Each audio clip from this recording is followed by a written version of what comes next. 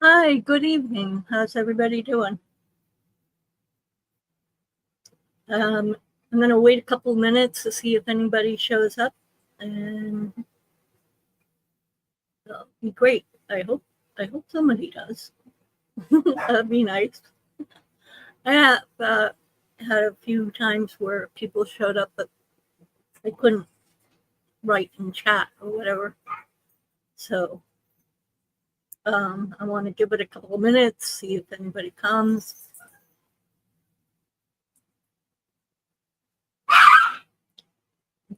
Dogs, Chihuahua. They always get a little crazy when they don't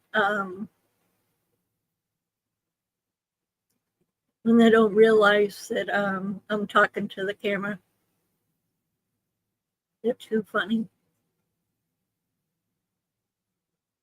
So hopefully people start to come in and say hi and whatever. Um, so tonight I wanted to talk about, when you were a kid, where'd you go during summer for travels? Did you travel? Did you stay home? Did you go camping? What did you do for the summer, for your summer vacation? Um, I did a poll earlier to find out where people, like to travel to. Um, I got one response that said desert. Let me see if I can look and see if I got any other responses here. Hang on a minute. Let's see.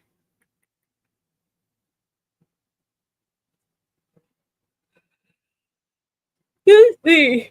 Ugh, I'm having one of those days where I'm just exhausted. Yeah, one person said, let's see, I love zoos. Food is a definite yes for me. Zoos and eateries. Hiking and desert, so beautiful to be outside in nature. Yeah, I love being out in nature, the fresh air, um, the sunshine. As long as it's not too hot like it's been. Um, so yeah, so my summers as a kid, it was not every summer, but most summers we would go to Canada. We would. Oh man, my throat today is sore.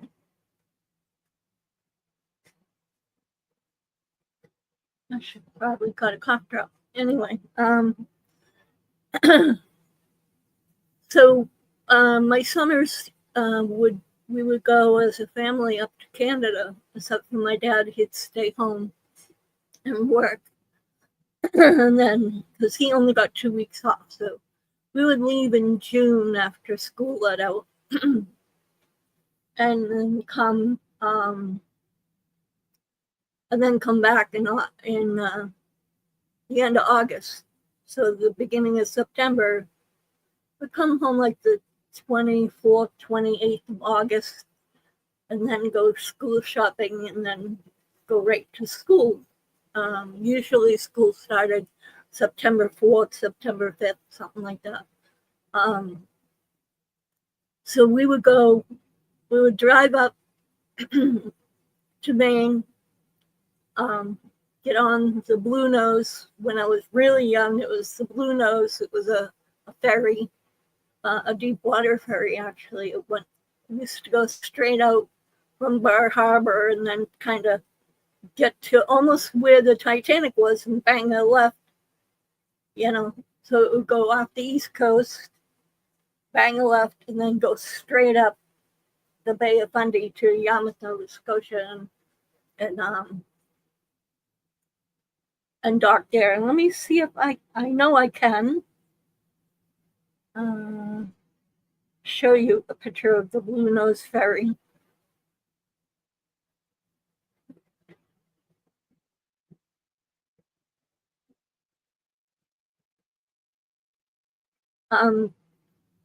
Here we are. There's a great picture of it. Let's see. I'm trying to do the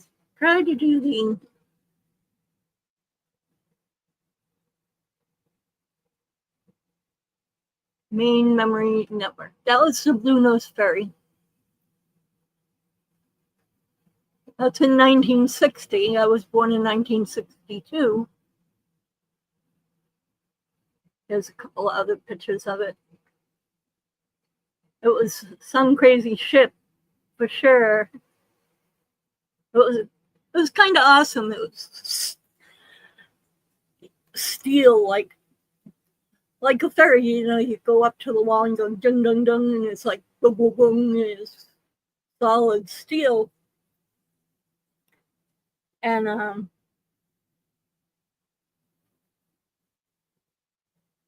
me see if there's any other pictures of maybe with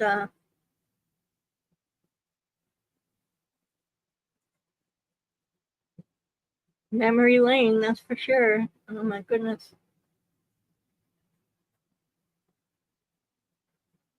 Yeah, here we go. The Blue Nose Ferry, 1960. The MV Blue Nose, named after the famous racing schooner in Nova Scotia, was built in 1955. So I guess in 64, 65, it was only 10 years old when I went on it. The ferry was 346 feet long and could hold 615 people, 165 cars, and 18 trucks. At one time, it employed about 200 people in Bar Harbor and had a crew of 96. The MV Blue Nose Ferry ran from Bar Harbor to Nova Scotia from circa 1960 to 1997. I don't think we went on it up until 1995. Might have been 97. Then the Blue Nose was replaced by the Cat in 1997. The terminal and docking facility for the MV Blue Nose was built on the site of the Stotesbury Estate, Windward. The estate survived the fire in 1947, was demolished in 1950s to make way for the Blue Nose. Let's see. Yeah, it was an awesome ship. So it would open up. Let me see if I can get back to that. It would open in the back, and you would drive it actually on the side, and you can see it in this picture. Right here. You see that door over here? Now doesn't look very big, but you would actually drive on a ramp, go into the ship, and then take a left, and then drive up the front. So the whole bottom floor was for cars and for trucks and stuff. And then they had cabins up the top. That's where you see those holes in the ship. Those are windows. Those were cabins. And we would sleep overnight. We had it was a 10-hour trip from Bar Harbor to Yarmouth, Nova Scotia. I'm trying to show you in dock. Let's see. This is this is a postcard, but it's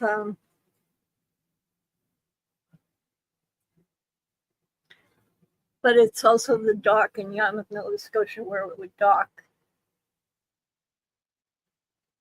So it's a pretty big ship. I have a few pictures of it coming up the Bay of Fundy into Yarmouth. in my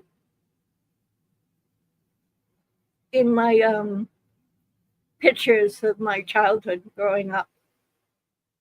Trying to see whatever else they had for pictures.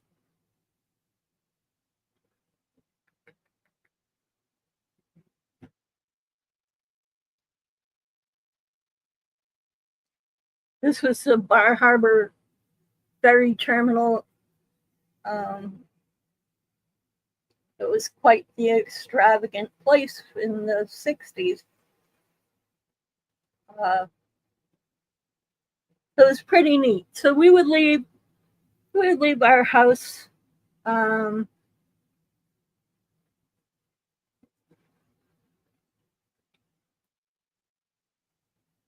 this is the cars lined up to get on the Blue Nose in Yarmouth, Nova Scotia.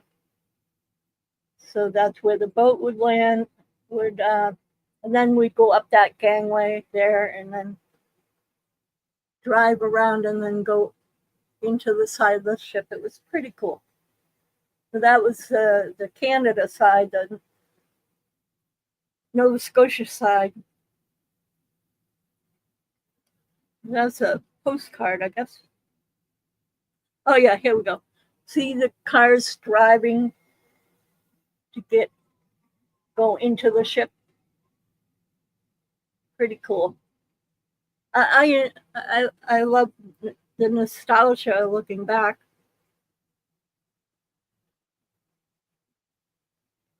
You see what else? This was the dining room. It was pretty cool too for a kid, you know. So to me, this was my first experience, as in, to me, this was a cruise. To me, that ship was huge. I was 4 and 5 years old. All right, here we go. This is how you would drive onto the back of it.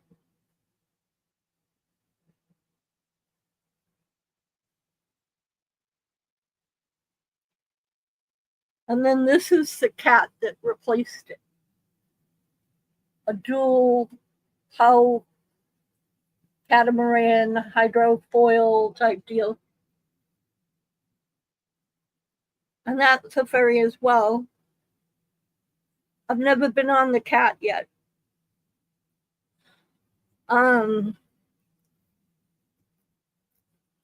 Because the last time I went up, I went on the Prince of Fundy, which was run by the Princess Line, I believe.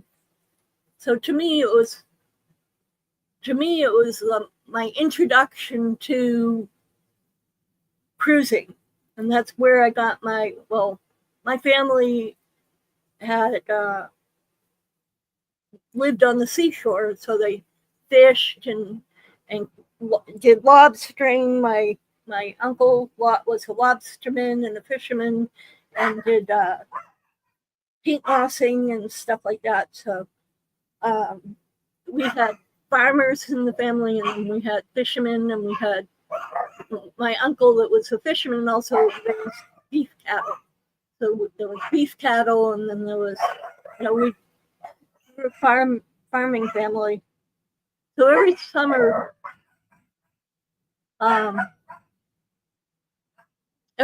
sorry about the dogs. Every summer we would go up to Nova Scotia, because that's where my family was from. My mom's side and my dad's side as well, but my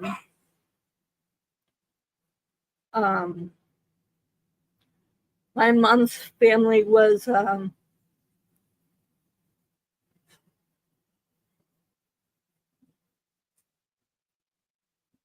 Cape Furchu.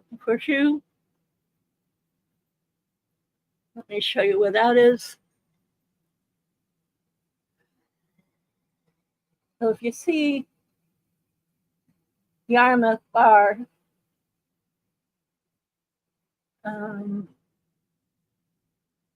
Overton, Yarmouth is up here,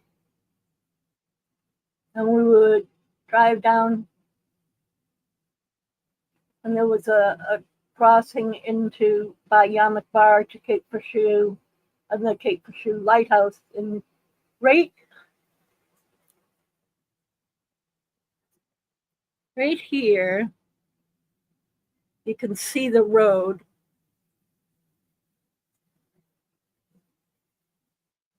And where it says Inner Falls Harbor and then Johns Cove Beach. Well, right where the F is in Falls Harbor. See that curve right there? On that little curve next to Route 304 was where my great-grandmother lived. And then we would go down to the beach, Johns Cove Beach, and then down to Cape Furchu Lighthouse. We had family all on that peninsula. It was my grandmother, my great-grandmother. It was pretty cool. So let's see. So the picture I showed you was the old lighthouse, and this is the new lighthouse. There you go. It replaced it. So I was alive for the old lighthouse and the new lighthouse. There's a live webcam. Let's see if we can get a look at what it looks like right now. Might be too dark.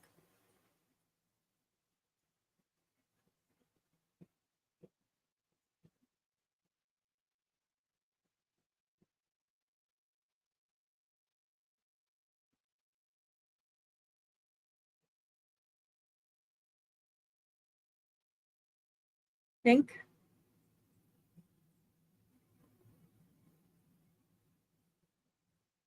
think it's just too dark right now.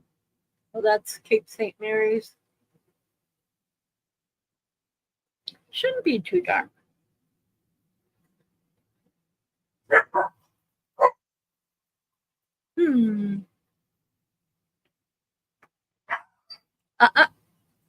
There's my other cat. I'm not sure if it's just too dark or the camera's not working. Come here, Patty. No? All right. Well, Patty's not going to come over here. So I guess it's too dark. I don't know what's going on here.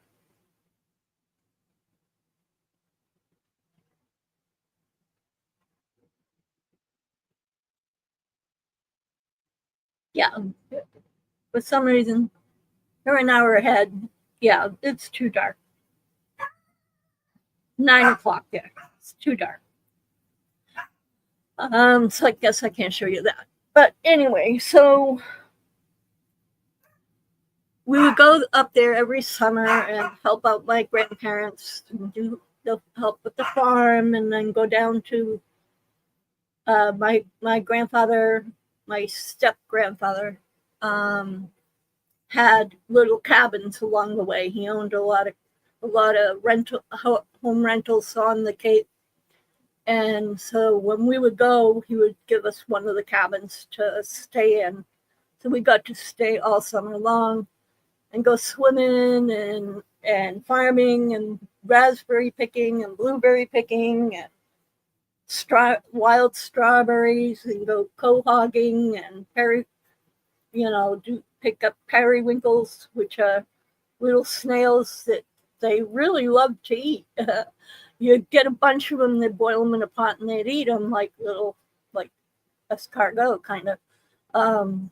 But I just wanted the shells, because little purple shells, So we would do that every summer. So that was my break-in, my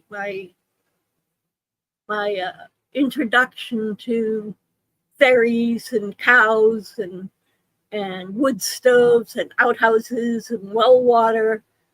So nowadays it's like I have to have ice. I don't have ice right now, but I have to have cold water. I cannot stand This is water. I cannot stand warm water. It has to be ice. All my drinks, unless it's coffee or hot chocolate, I have to have cold water. So there's so many beautiful things to see in Nova Scotia. I'm trying to think of. We had Rapture Pie. That's a favorite of that area of Nova Scotia.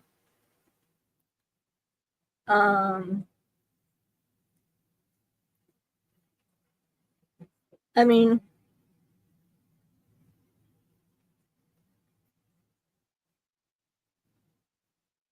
let's see.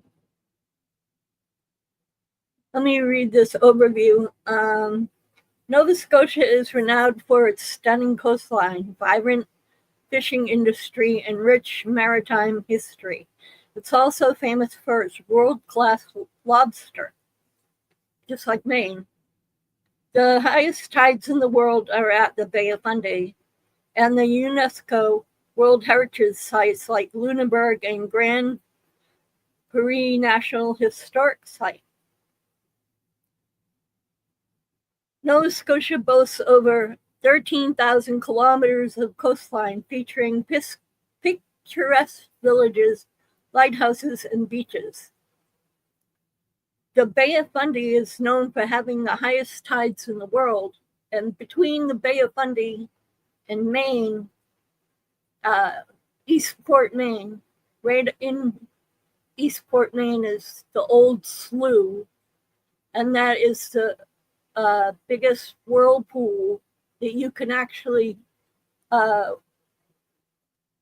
if you know how to do it, like go in the whirlpool. It's pretty cool. I'll have to show you Old Slough as well. The national parks home to Cape Breton,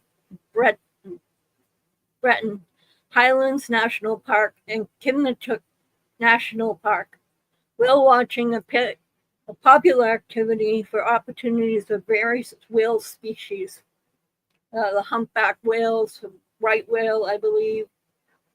Scenic drives. The Cabot Trail is a must-do for breathtaking views. I haven't done the Cabot Trail yet. Even though I went year after year after year after year, the Cabot Trail I just never got to do because we went to work. We went to hang out with our family members, and they didn't have time. They had to work, so we went to the beach. We did hiking and biking and farming and stuff like that, but we didn't actually go out on road trips. It's like when you live someplace, and it was like we were like snowbirds, summer in New Hampshire, summer in Canada, winter in Massachusetts, school, and so you just don't you don't vacation where you live. You don't necessarily see a lot of the sites around you. So we just never got to do the Cabot Trail. So hopefully Rebecca and I can do the Cabot Trail, because I'll pull it up. I'll show you some pictures. So the maritime heritage and culture includes fishing industry. Lobster is a major part of the economy and culture. Lighthouses, iconic structures that dot the coastline, reflecting the province's maritime past. Now, not only did the Titanic hit the iceberg right off in Nova Scotia, but there was another big ship that I have to look it up. I should have looked it up, but it just came to my mind. It also sunk there. And it wasn't that far off the rocks, and the people on the land actually went out and helped people with to get people off of that boat. I'll pull that up too. So they're famous for their lighthouses, kind of like, down here, down in Connecticut and Rhode Island, and all that with all the lighthouses and everything. The UNESCO sites Lunenburg's Old Town, Grand Prix National Historic Site, and the Joggins Fossil Cliffs. Joggins Fossil Cliffs. The Mi'kmaq culture in Nova Scotia has an Indigenous history and culture. Historical sites and museums, the province offers numerous opportunities to explore its past. They have tons of culinary delights. Nova Scotia is famous for its lobster and a variety of dishes to try. They offer scallops and other fresh seafood. Nova Scotia is known for its wine. The province has also produced award-winning wines. Local produce, apples to blueberries. Nova Scotia's agricultural landscape is diverse. The Bay of Fundy has the highest tides in the world, creating dramatic changes in the coastline. Christmas trees. A lot of people don't realize that Nova Scotia is famous for its Christmas trees. They export a significant number of Christmas trees. It's a friendly that's going to visit us. Come here. It's Spot. Ugh. Don't claw me. Don't claw me. This is Spot, and he don't want to be helped. So I'm going to let him down. He's a chubby. What are you all wet about? Is the other cat helping you groom or what?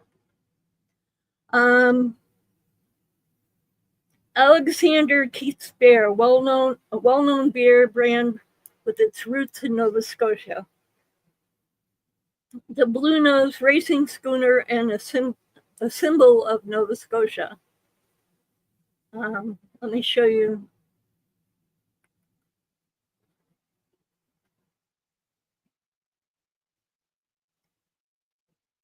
And if you want to travel there, let me tell you, do you need a U.S. passport to go to Nova Scotia? Can a U.S. citizen travel to Nova Scotia? Nova Scotia welcomes U.S. citizens with open arms as long as you have a valid passport, and there are few restrictions on what you can do in the province. They're not bad.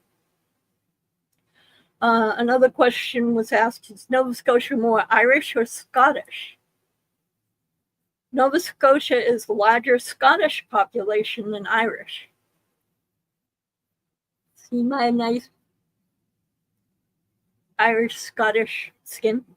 Well, both Irish and Scottish immigrants have played a significant role in the province's history and culture.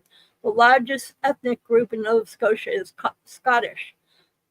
The province name itself, Nova Scotia, in Latin, is for New Scotland, reflecting the historical and ongoing influence of Scottish culture.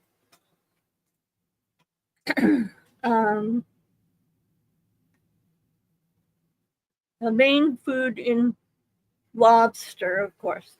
That's the main food of Nova Scotia. Spot, what are you doing? Now you're back up on the table. You're going to say hi? Say hi. Say hi over here. Don't climb on the computer. The number one top income. In Canada, the reporting total income includes gains over $327,700 in 2021. The top representing top 1% of tax filers. In Nova Scotia, there are fewer individuals with higher incomes than the threshold of the top 1% of 244,000. That just tells you the income. What the heck? Got everything falling apart around here. Um,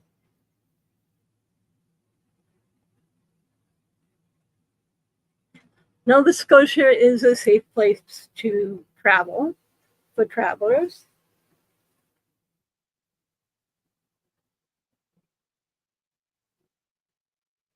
Nova Scotia is a good place to live. Nova Scotia can be a good place to live, especially for those seeking a lower cost of living in a family-friendly environment, but also has some drawbacks because the job market's challenging and taxes can get high, but not as high as some places in Canada.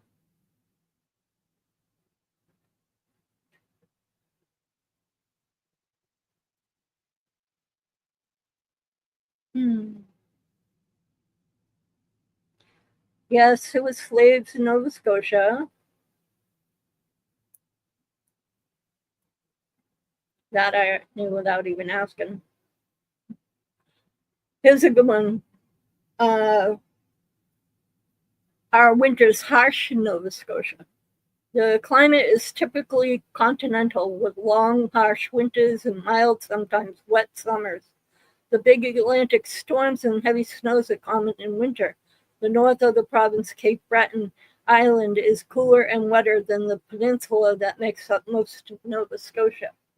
That's true. We had some really nasty storms during the summer. We were never there for the winter. I was never there for winter. Oh, here we go. Lob, traditional Nova Scotian dishes: lobster, seafood chowder, rappy pie, hodgepodge, dulce, seafood trail, wood chill trail, and savor foods and wine shows. The hottest weather month in Nova Scotia is August. Um,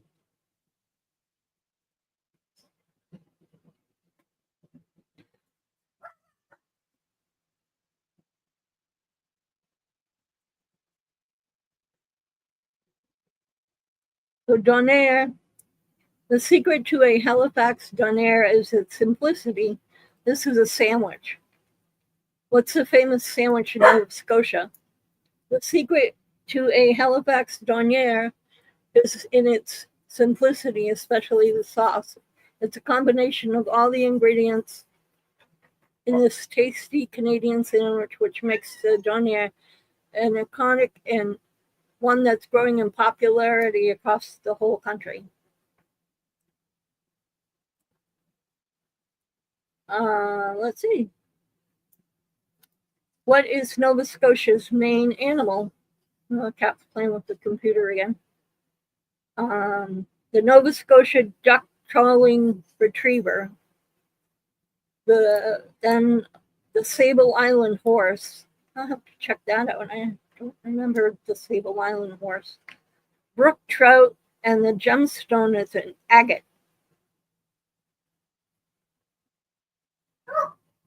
Their award-winning spirits and drink in Nova Scotia is gin, rum, vodka, and whiskey.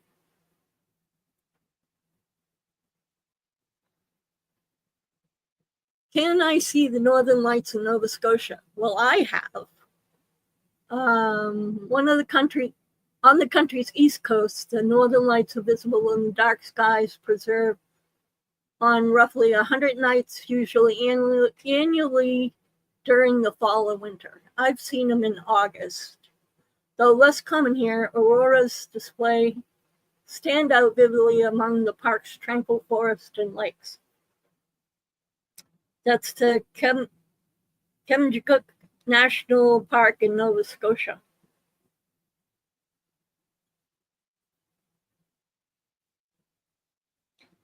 The water is very cold in Nova Scotia. I used to swim in the ocean all the time. It was cold. It says, yes, you can swim in Nova Scotia, but prepared for potentially cold water, especially in the ocean. The Northumberland Strait offers some of the warmest waters in Canada, with temperatures reaching up to 72 degrees Fahrenheit or 22 22 degrees Celsius during the summer, according to Tourism Nova Scotia. Other areas, particularly on the Atlantic coast, can be significantly colder. That's why I didn't I didn't swim on the Atlantic side. I swam on the Bay of Fundy side because it was a lot warmer. There's lots of freshwater lakes for swimming. Consider the island's freshwater. It would tend to be warmer than the ocean. Best time to swim is August and September. Generally considered the best months to find more comfortable ocean temperatures in Nova Scotia, according to Reddit. Safety, always check any beach advisory, and this is very important. And be aware of local weather and conditions, including the wind and the weather. Now here, they have the highest and lowest tides. So the tide will go out and you'll have nothing but beach, beach, beach, beach, beach. You get out there and you better know when that tide's coming in. Because a lot of times you'll have a section of beach and then the tide will come in around where you are on the sand, on the beach bar, a sand bar, and it will come, the tide will come in around and cut you off so you can't get to the land. Because you'll walk out on a higher spot, not even realizing, I can hang out on the sand, and then the tide comes in so fast it cuts you off. I've seen that happen so many times. As a kid, we knew if the tide went out, we had just like 20 minutes, and then you better get your butt back, because even though the tide might take 2 hours, it can cut you off in 20 minutes. So you got to like hustle your butt back really quickly. So for anybody wanting to travel to Nova Scotia, the best month to go to Nova Scotia is generally between May and October, when the weather is pleasant and the coastal landscapes are their most vivid. Bay of Fundy, Yarmouth, Nova Scotia, and the Cape Furchu, going out on the Cape Furchu, there are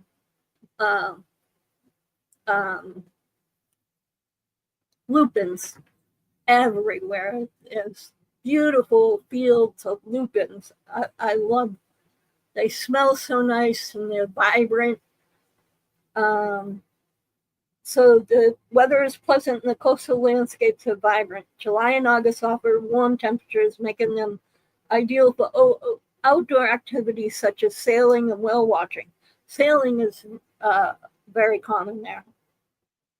If you ever want to know what the traditional Nova Scotia breakfast is, it's homemade baked beans are a typical side dish, and yep, they're made with molasses, bacon, eggs, toast, hash brown. So homemade baked beans with molasses, kind of like Boston baked beans, is the same thing, actually. So they have bacon as well. And then people eat bacon, eggs, toast, and hash browns. They have a hunter breakfast in autumn that has everything. Let's see.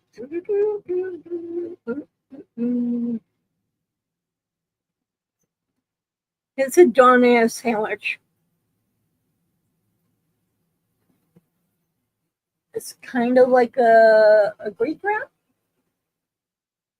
I don't know where you can see. Oh, there we go.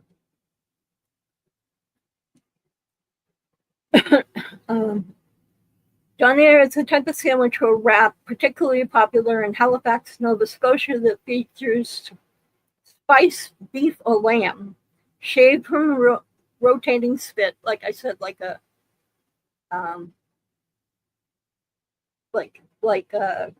Greek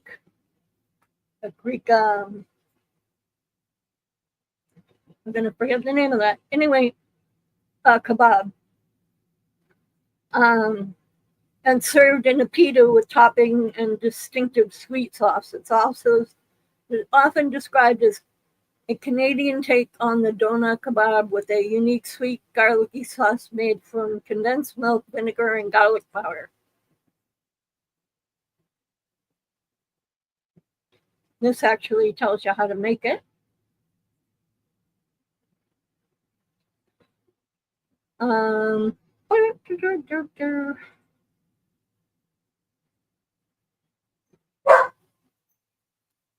Yep, just like I said, this says, however, the official food of Halifax is actually the doner. Actually, the doner is a Turkish-made dish of kebab, which is vertically roasted on a spit. The story goes that a Greek immigrant introduced the food in Halifax area, but later became pronounced as doner. Now, if you go traveling there, you want to know what kind of predators. Well, I didn't have a lot of trouble with predators, but this is what they have: snakes, short-tailed shrews, squirrels, skunks, minks, raccoons, bears, and coyotes. Kind of like New England.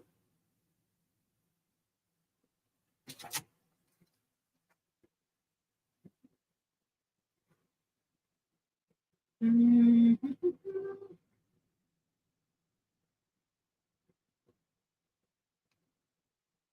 So yeah, the what dog represents Nova Scotia? The Nova Scotia duck trolling retriever.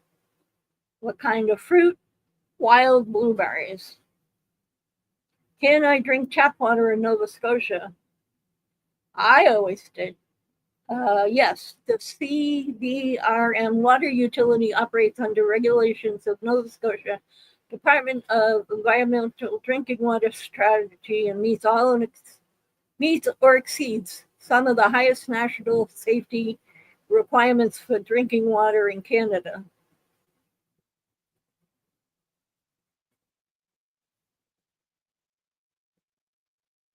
Legal drinking age is 18 to 19 years old, varies by province and territory.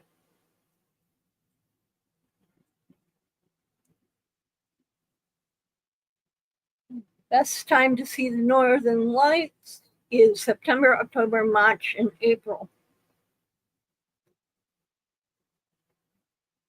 I guess I covered all of that. Let's see.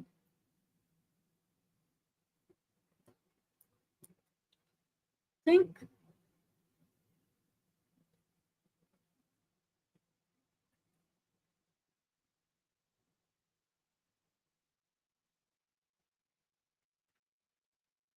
yeah, the ethnicity is Scottish, English, and Irish, but there are French there, like Surrett Island and all of that.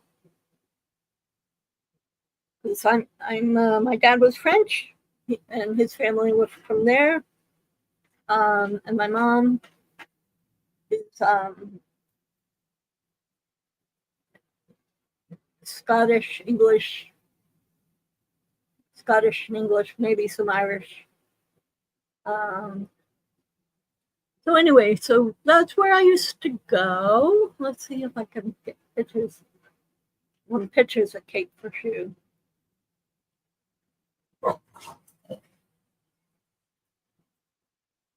That's Cape Breton.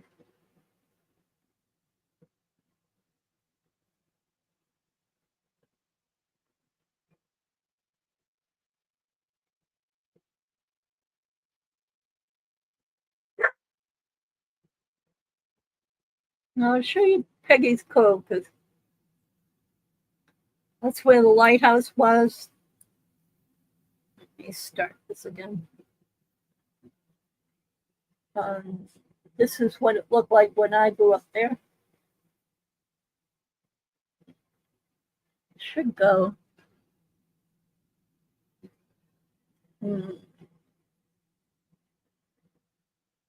Not what it looks like nowadays, but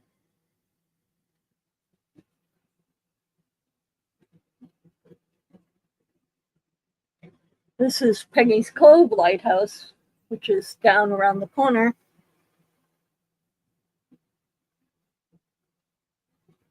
Oh, they have Nova glamping.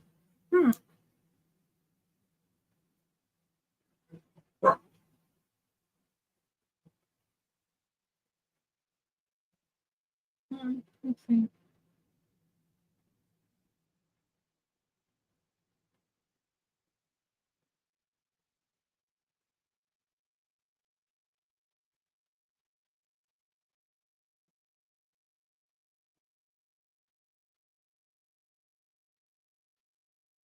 Also, I forgot the Leif Erikson Trail. Leif Erikson Trail and Park consists of walking paths, picnic sites, benches located at the southern tip of the site, and is surrounded by water and affords great photo opportunities to watch sunset. Enjoy the views of working fishing boats and the open sea, or watch the cat ferry passing in and out of Yarmouth Harbor. It's also a wonderful place to visit. And here is a picture of the new lighthouse.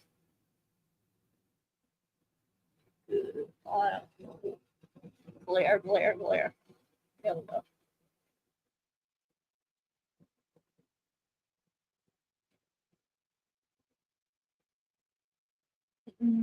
Anyway, too much glare.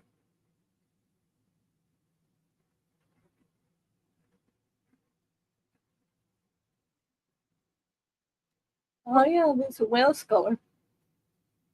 Whale skeleton. Oh, a whale display. Meet Foggy, Cape Furchu's whale. In December 2020, after an online contest named public would submit a name for suggestions, the 50-foot whale skeleton was donated by a boat builder named Stephen Gorham, who found the carcass in 2006 on an island off of Woods Hole Harbor in Nova Scotia. Receiving permissions from the Department of Fisheries and Oceans, he proceeded to transport it home piece by piece. Its huge head was estimated to be 2,000 pounds, was towed behind his boat, and took several months to bring the rest of the bones back to the mainland. Gorham displayed it in their front yard for a number of years before offering it to the municipality of the District of Yarmouth. After power washing many pieces and relocating to the lighthouse grounds, it was a bit of a puzzle to get it back together. The exhibit fits perfectly on our site and attracts a lot of attention from visitors. The whale is a baleen whale, of which there are 15 different types species. And look at that head on that thing. It is huge. I know exactly where they put that. That's crazy. I got to get back there. I really do.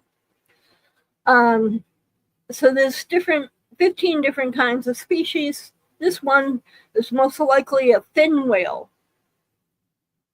These whales do not have teeth. Instead, they use the baleen plates to filter out food from the water by lunge feeding. So they come up and then they go down.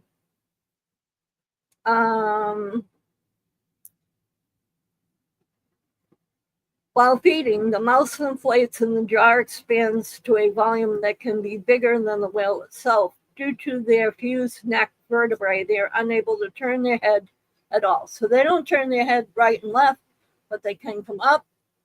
They start like this and they come up and open their mouth. And if you saw in the picture how it looked like a duck bill almost, like come to a point though, but their baleens, their strainers were in whale blubber and they would balloon out. So they'd come up in a point and then go. And then when they come down, they squish. And as they squish, it pumps the water through those filters, and they would get all the plankton and everything that way. So they would come up, get big, grab a big bunch of plankton, then go under the water and squeeze out the water through the balloons, through the sides, and in their mouth and down their throat would go all that plankton. One of the things I know about whales, baleen whales have 2 blowholes and a layer of blubber under the skin to keep warm in the cold water. The 2 flippers on front near the head are continuously in motion as their tail fluke propels them through water. The flippers are used for steering. The fin can swim very fast. Fin whales can swim very fast, up to 37 kilometers an hour in short bursts, as baleen whales use sound combinations known to sing, especially during breeding season. Oh, here's some good pictures. See, this is what I was telling you. That's the mouth. So it's smelly stuff. See.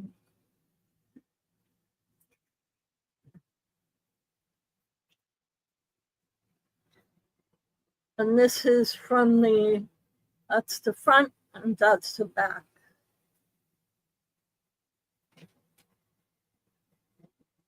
So that's a pretty big skeleton. Here's a different view of the head.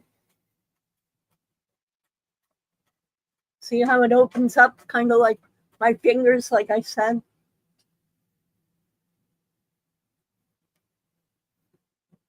And that's where it's fused. It's fused, their neck is fused right there. Kind of looks like the wrist of your hand. So they can't go like this. You know, they can't go like this. That they go up and down. Let's see what other good pictures are there. Yeah, for some reason it wanted to take me to Snapchat. Here's another good picture.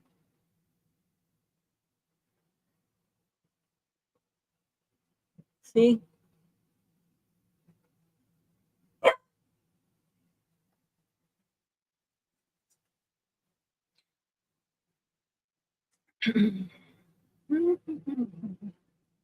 At first it was thought to be a humpback whale. With help, it took Mr. Gorham 4 years to get all of it off of the island located in Woods Harbor, Nova Scotia. Yep, no, it's not a humpback, it's a baleen whale. Here's a good picture of just how long it really is. That's a big whale.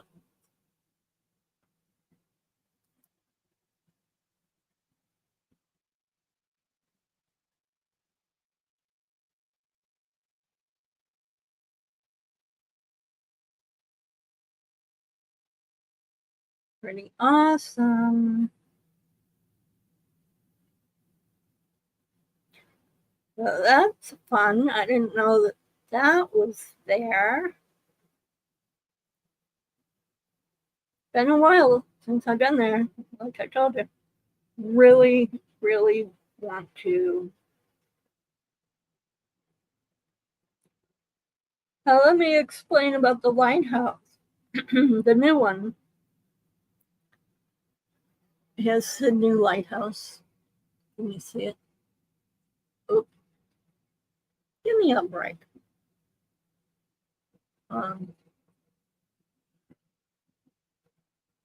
It's beautiful, really beautiful, and I grew up staring at it. In fact, my grandmother's house was so close to the lighthouse that it was like it was in our ear. It was like boom. Every time we'd have fog, it was crazy. Let me tell you a little bit about the new lighthouse. I say new, but it's really kind of old now because I'm old. Because the other one was torn down, it got to be 1967, 69, something like that. I'll have to look at the year, but the thumbnail is the old lighthouse, and this is the new lighthouse. This is what the new lighthouse looks like. Isn't it beautiful?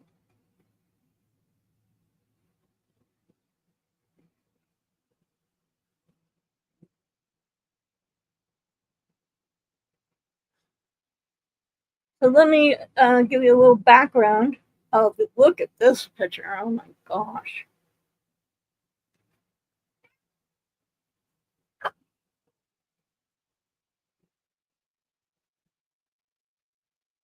I don't know, can you even see it? Is it even showing up?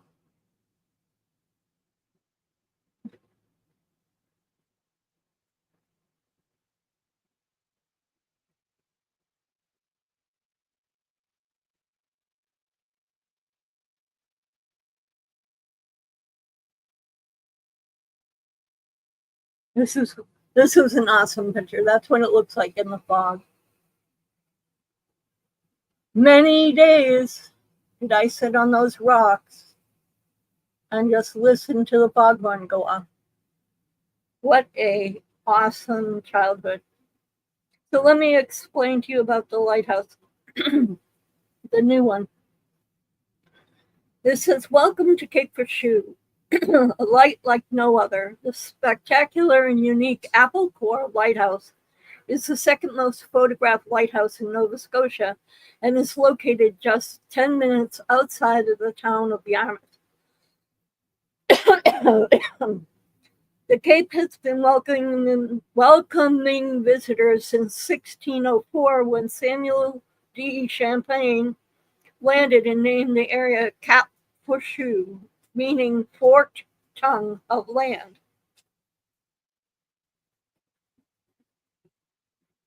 Let's see what else. The address of the lighthouse is 1854 Highway 304, Yarmouth, Nova Scotia, and then the zip code, and there's lots of restaurants nearby.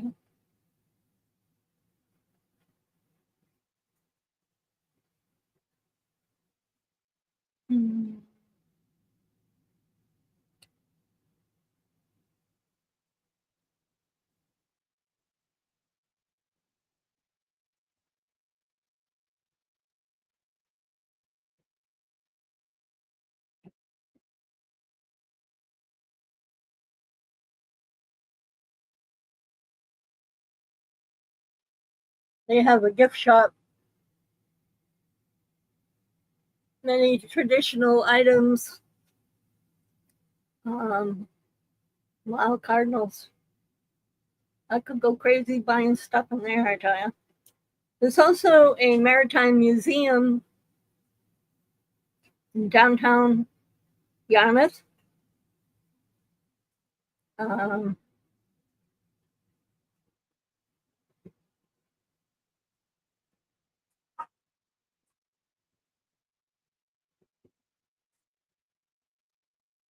Oh my goodness.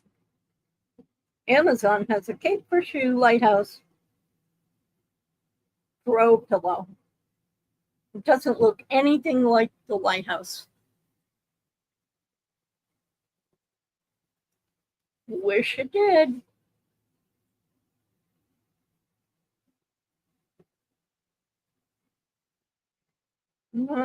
That's not good. Doesn't look like it.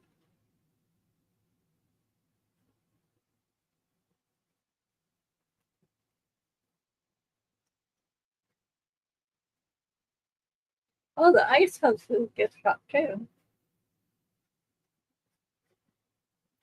My uncle and grandfather used to work at the ice house. They would actually chisel the ice out of the lake and put it in the back of the truck and deliver it.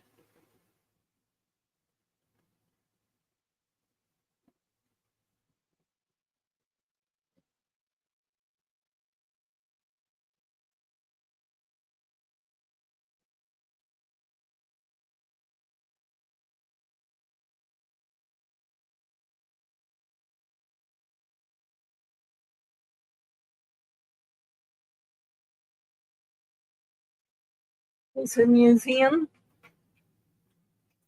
the Yarmouth, Nova Scotia Museum.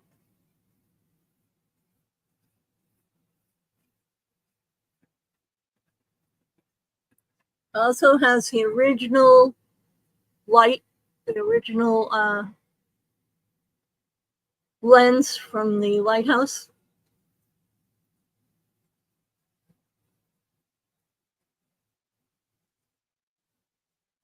Here it is. This is looking up inside the prism of the actual lens of the lighthouse, the old lighthouse, like I have in my thumbnail. A lot of these shops and places are run by my family or family members. I cannot walk into the store. Oh, here we are. Here's the actual lighthouse lens. When my mom was a kid, she would go with the Cunningham kids that lived there in the lighthouse keepers, and help polish that. It was pretty cool. I'm glad they saved it. It was pretty cool to go up there. It was like a time capsule, you know, and history. And I can't believe how much my mom was involved in the maritime history. But she lived right there. I mean, how could you not, I guess, when you live right there. Check out that clothing. My goodness. Imagine wearing that around the farm.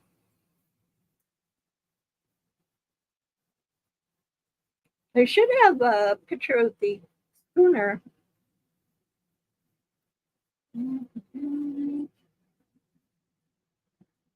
Ah, look, a replica of the Blue Nose.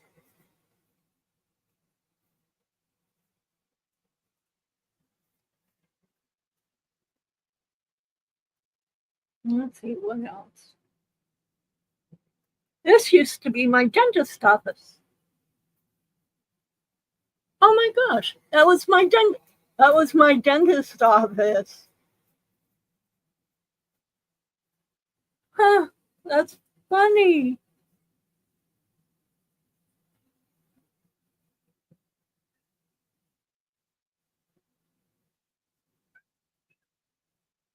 Here's the Blue Nose schooner.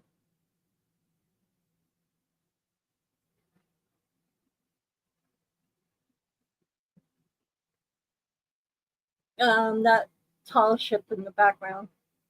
That one right there. That was the Blue Nose schooner. Here's a picture of it. My grandmother had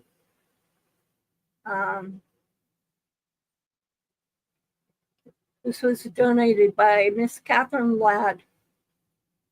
Her spirit of adventure, life at sea, conquers everyone. Oops.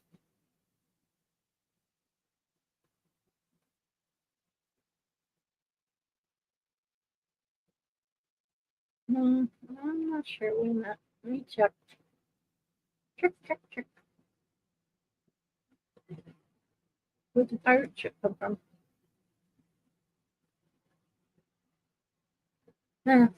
Let's see. Let me show you the.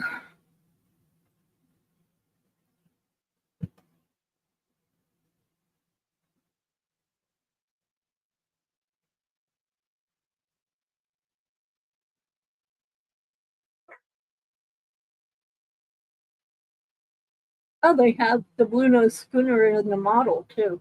Oh. I went too far.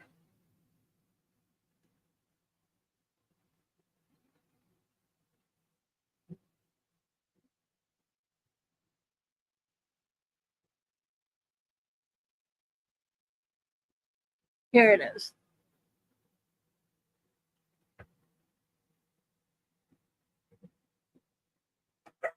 Let's see what other pictures of it they have.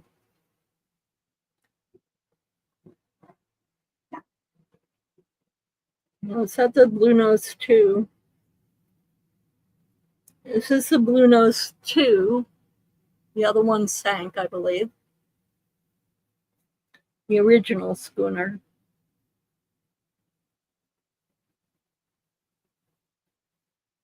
Oh, they had a dime. Here's the original schooner.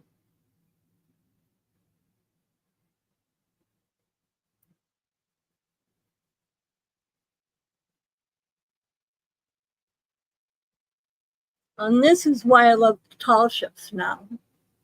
Now, along with ferries, I also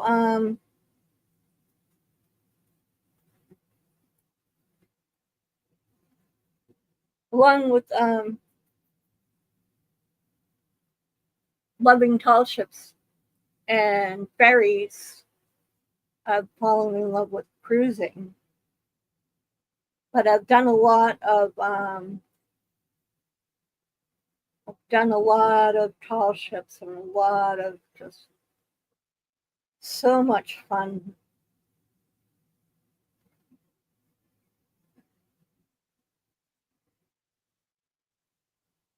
Oh, they have a Blue Nose the movie on YouTube. Let me not start it, but here we go. Canada 150, the Blue Nose. You can watch on YouTube. Canadian history.